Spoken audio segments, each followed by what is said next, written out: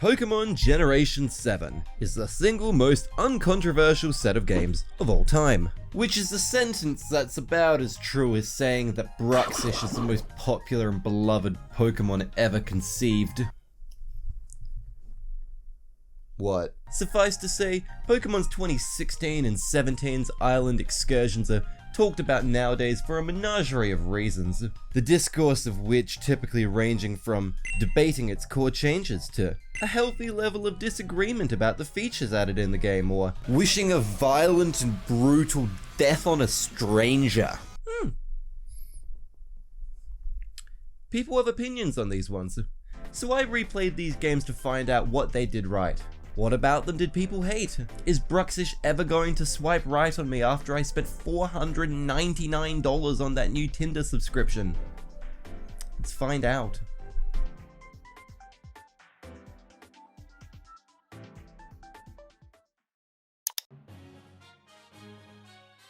Aight, ballin', welcome to the Alola region. You know regions? They're like clumps of land. But hey, wouldn't it be dope if we just got a pizza cutter and divided a supercontinent up into 4 pizza-shaped islands? Yeah, Alola's made up of 4 islands this time. Let me enlighten your island-ignorant craniums real quick. This slaps. Having 4 separate land masses means each and every single one of them can be chock full of unique set pieces without having the entire region thematically feeling disjointed or overly cluttered.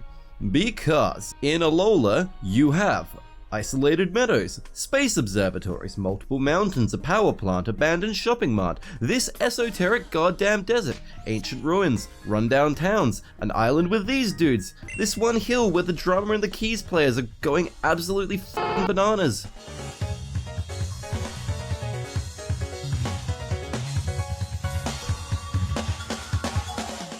All of this on one landmass probably would have come across as too much, but each set piece looks vibrant and gorgeous without feeling like each island is ridiculously inorganic, all complemented by one of Pokemon's most underrated soundtracks in the entire series. All the more fun since this was the time period where Game Freak finally realized that a majority of gamers would rather have their nads permanently entangled with the inside of a fold-up couch than relinquish their Pokemon's precious move slots on HMs. So they scrapped HMs, and it is glorious. Also scrapped this time is our standard 8 Gym Jamboree, and once again, shit slaps.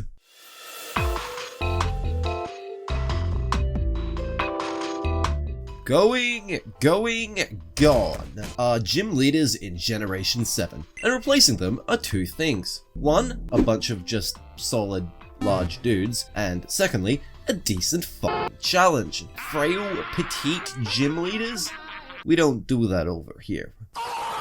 Instead, your biggest ops this time are the local Pokemon who have just been juiced to the absolute gills with held items, stat boosts, partner Pokemon to give healing, buffs, or damage, and apparently growth hormone.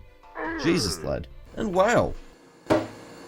It's actually interesting to have to think about battling in my kid's battling game. These trials are serious business, okay? You can't just enter these battles without thinking. Like, you think you're a smart fella entering the water trial with a grass type until Totem Araquanid hits a base 80 leech life, heals itself, and then drinks all the beer out of your fridge. I'm happy to also say that the trainer battles in this game are up to snuff as well, which at the time was actually much appreciated given how Pokemon X and Y were chock full of trainers and leaders where half of their Pokemon apparently get a f***ing vitamin B12 deficiency. To me, Pokemon Generation 7 is like a Michael Bay movie where both sides have absolutely stacked defensive lines duking it out.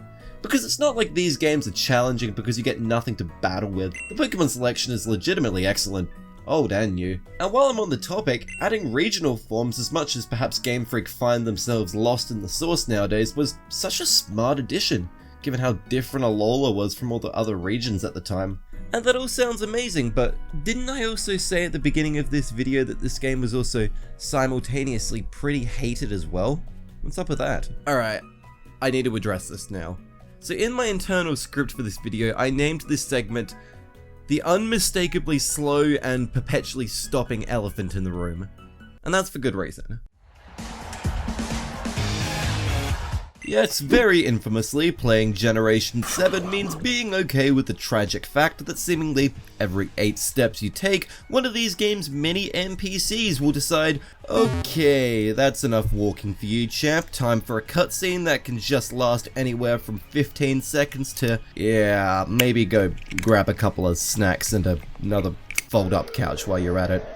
Which upon replay happens so goddamn much that it tragically T-bones these games' pacing and is like a liver blow to their replay value due to how long sometimes you end up playing these games without feeling like a whole lot of playing is experienced. So when people usually end up discussing why these games suck, this is typically the main culprit.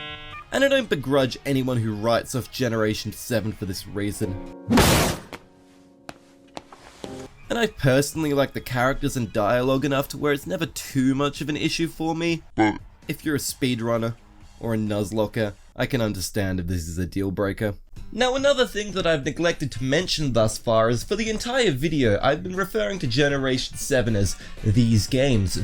That's correct. Pokemon Generation 7 is made up of 2 sets of games. Did it need to be 2 sets of games? Absolutely not. Look, this is the other major criticism. Pokemon Sun and Moon and Pokemon Ultra Sun and Moon are 2 sets of games. For the purpose of this video, I've been playing Ultra Sun and Moon. I believe them to be the definitive experience. Maybe bar for one specific aspect, I'll get back to that later.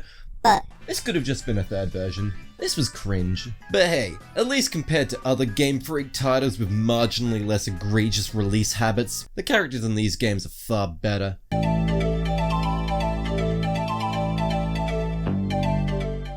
In Generation 7, as much as they do be having quite a lot to say, this is one of Pokemon's strongest cast of characters. They each have cohesive arcs. I remember them specifically for the roles they inhabit in the story. Okay, maybe Hao isn't like that important, but even the game point's fun at how unserious he is, like, he's just kind of vibing. But like, look at Guzma and Team Skull and how they're less threatening and more just kind of miserable because of feeling left behind by Alola. Look at Gladion and Lily being absolutely rightly f***ing mortified at the actions of their mother, who's like, just batshit crazy, and probably the most compelling villain in the entire series, provided you play the original Sun and Moon.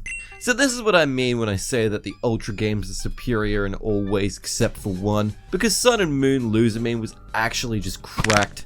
Just this insane character who destroys the lives of everyone around her in order to mother an entire race of goddamn aliens in an attempt to deal with her own personal grief. She also leaves half of her Pokemon in the freezer. Alright, I'm wrapping it up. So at the end of the day, we don't so much as find out an answer to the question, did these games suck? With an answer like, yes, these games are terrible, and if Bruxish doesn't respond to me in the next 24 hours, I'm going to shoot myself, or actually no, these are the best games in the goddamn series. We're left with more of a, yeah, these 4 games are sort of like that one time I performed at a school play and f***ing stacked it off a scooter. Because despite the fact that fumbles were indeed made, I still had a great bloody time. But you know what does suck? These actually printed in color. I wanted these to print in black and white. Like, do you have any idea how goddamn expensive ink cartridges are, dude? This is ridiculous. It's gonna be like the first time where I actually have an expenses list behind a YouTube video.